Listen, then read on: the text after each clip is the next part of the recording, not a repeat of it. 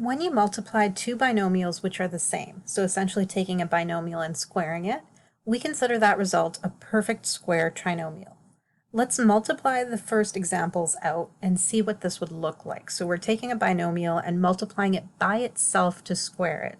Remember, when you expand this out, you do need to use distributive property. So you're multiplying each term in your first bracket by each term in your second bracket.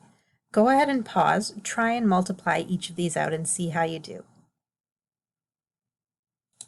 We'll notice that we have the same two middle terms, 6x and 6x, and we can add those together kind of just to keep simplifying, giving us 9x squared plus 12x plus 4. And the kind of pattern we're going to notice is we start off with a perfect square, the 9x squared. We end with a perfect square, the 4. And our middle term is our first term times our last term, 3x times 2, again times 2 because there was 2 of them and we combined them.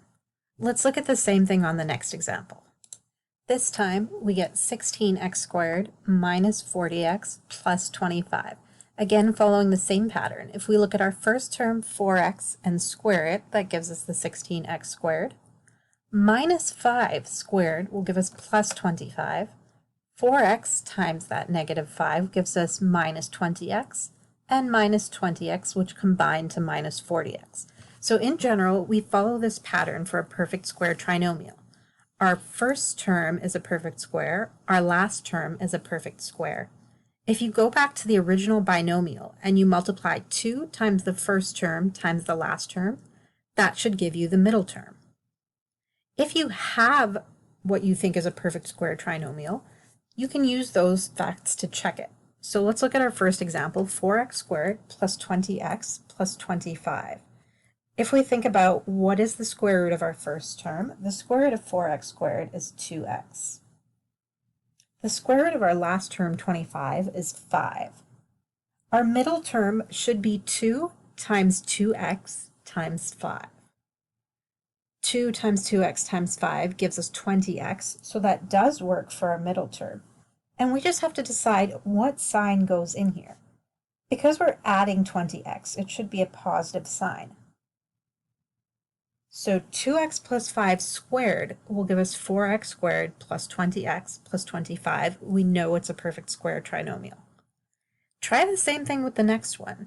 So take a moment to look at your first term, your last term, and checking your middle term. Is it a perfect square trinomial? And if so, can you factor it?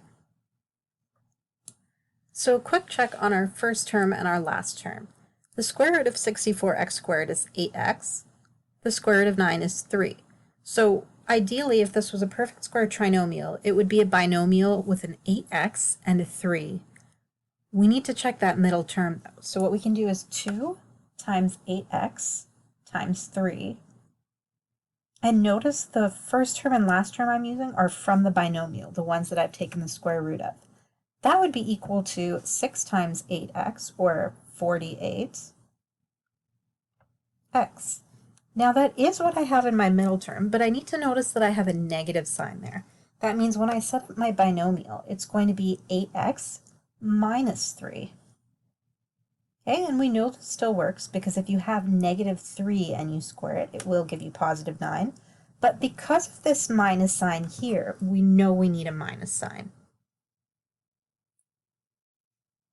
That is how you factor your perfect square trinomial.